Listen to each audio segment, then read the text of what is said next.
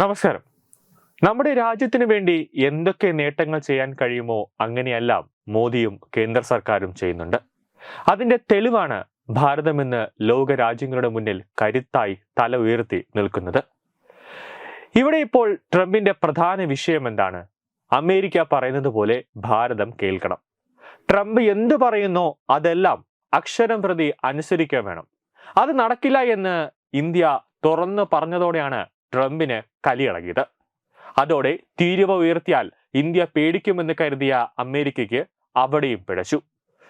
America തീരുവ കൂട്ടിയാൽ അടുത്ത മാർഗം എന്താണെന്ന് നമ്മൾ തേടും എന്നാണ് ഇവിടെ ഇന്ത്യ പറയുന്നത്. അതായത് അമേരിക്ക തീരുവ ഉയർത്തിയാൽ അന്ന് രാത്രിയോടുകൂടി തന്നെ വിമാനം പിടിച്ച് നേരെ അമേരിക്കയിലേക്ക് ചെന്നിട്ട് മോദി ട്രംപിന്റെ കാല് പിടിക്കുകയോ അല്ലെങ്കിൽ കേന്ദ്ര സർക്കാർ നിയോഗിക്കുന്ന ആരെങ്കിലും ചെന്ന് ട്രംപ് തീരുവ കുറയ്ക്കണം എന്നൊക്കെ പറഞ്ഞ് സംസാരിക്കുന്നില്ല.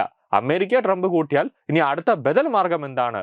ഒന്നല്ലെങ്കിൽ രണ്ടാമത്തെ മാർഗം എന്താണ്? അത് ഇന്ത്യ തേടുമെന്ന് തന്നെയാണ് മോദി തുറന്നു പറയുന്നത്.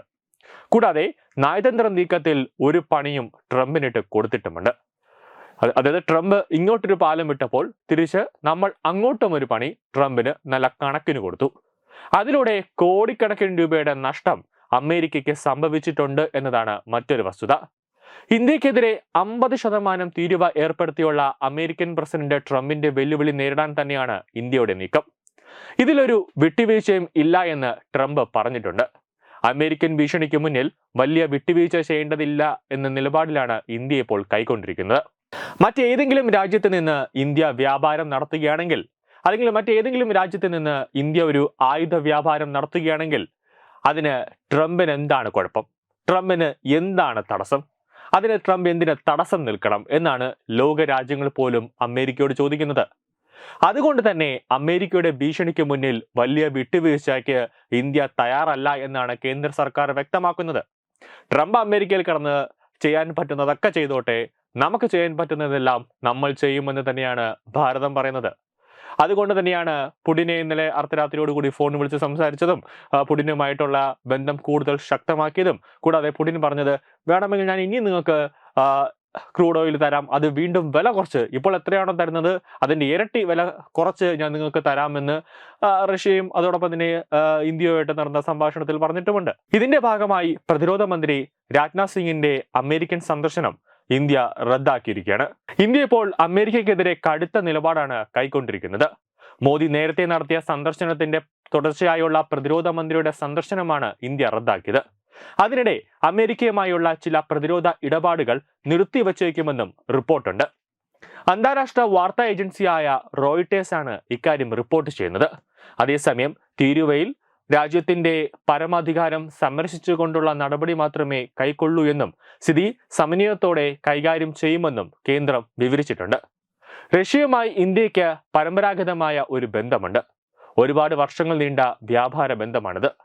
എണ്ണയും ആയുധവുമെല്ലാം കാലങ്ങളായി റഷ്യയിൽ നിന്ന് ഇന്ത്യ വാങ്ങുന്നുണ്ട്.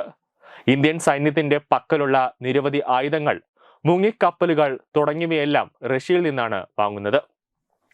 ഇന്ത്യയുമായുള്ള ആയുധ കരാറും വ്യാപാര ബന്ധവും അതുകൊണ്ട് തന്നെ ഇന്ത്യ ഇപ്പോഴും തുടരും. അതിൽ ഒരു തടസ്സവുമില്ല. ഡൊണാൾഡ് ട്രംപ് എന്തു പറഞ്ഞാലും റഷ്യയുമായുള്ള എണ്ണ വ്യാപാരം നിർത്തിവെക്കില്ല എന്നാണ് ഇന്ത്യ വ്യക്തമാക്കുന്നത്. പക്ഷെ പരസ്യമായി വെല്ലുവിളിച്ച് ഒരു ഏറ്റുമുട്ടലിലേക്ക് പോകാൻ ഇന്ത്യ താല്പര്യപ്പെടുന്നില്ല. മന്ത്രിമാരടക്കമുള്ളവർക്ക് കേന്ദ്ര സർക്കാർ ഈ ഒരു നിർദ്ദേശവും നൽകിയിട്ടുണ്ടെന്നതും വ്യക്തമാണ്.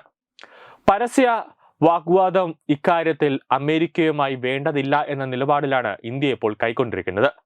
അമേരിക്കയുമായി പരസ്യ ഏറ്റുമുട്ടലിനില്ല എന്ന് വ്യക്തമാക്കുമ്പോഴും ബ്രിക്സ് രാജ്യങ്ങളുമായി ചേർന്ന് പോകാൻ തന്നെയാണ് ഇന്ത്യയുടെ തീരുമാനം. ബ്രസീൽ പ്രസിഡന്റുമായി ഇന്നലെ രാത്രി 1 മണിക്കൂറിലേറെ പ്രധാനമന്ത്രി നരേന്ദ്രമോദി ചർച്ച നടത്തിയിരുന്നു. ഈ സംഭാഷണത്തിൽ ബ്രിക്സുമായി ചേർന്ന് നിൽക്കുമെന്നാണ് ഇന്ത്യ ഉറപ്പു നൽകുന്നത്.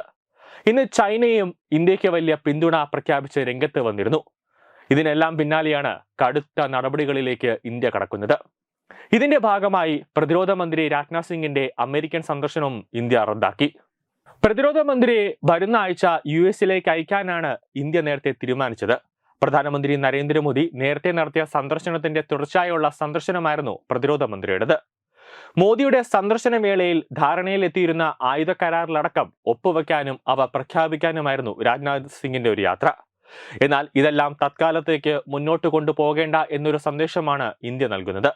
കൂടാതെ അമേരിക്കയുമായുള്ള ചില പ്രതിരോധ ഇടപാടുകൾ തത്കാലം ഇന്ത്യ മരവിപ്പിക്കാനും ഒരു നീക്കം നടത്തിയിട്ടുണ്ട്.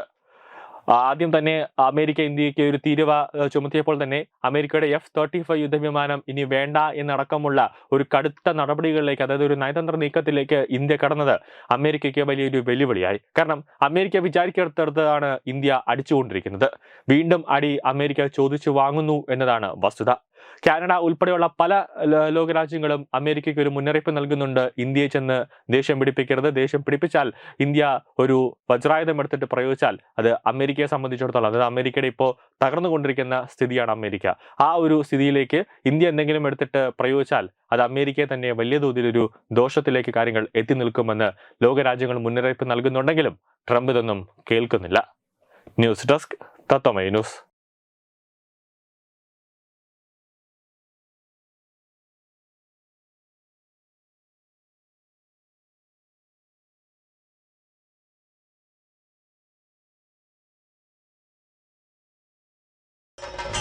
ഭാരതത്തിലെ അതിപ്രശസ്തമായ ക്ഷേത്രങ്ങളിലേക്ക് മലയാളം ന്യൂസ് നെറ്റ്വർക്ക് സംഘടിപ്പിക്കുന്ന ആധ്യാത്മിക യാത്രകൾ. പ്രമുഖ ട്രാവൽ ഏജൻസിയായ യാത്രാനന്ദയുമായി ചേർന്ന് മലയാളം ന്യൂസ് നെറ്റ്വർക്ക് ഒരുക്കുന്ന യാത്രയിൽ ചുരുങ്ങിയ നിരക്കിൽ നിങ്ങൾക്കും പങ്കാളികളാകാം.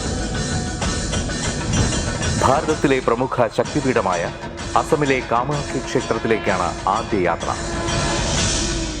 കാമരൂപമെന്ന് കാളിദാസനും പ്രാഗ്ജ്യോതിഷപുരമെന്ന് വ്യാസനും വിളിച്ച അതിമനോഹരമായ സംസ്ഥാനമാണ് അസം.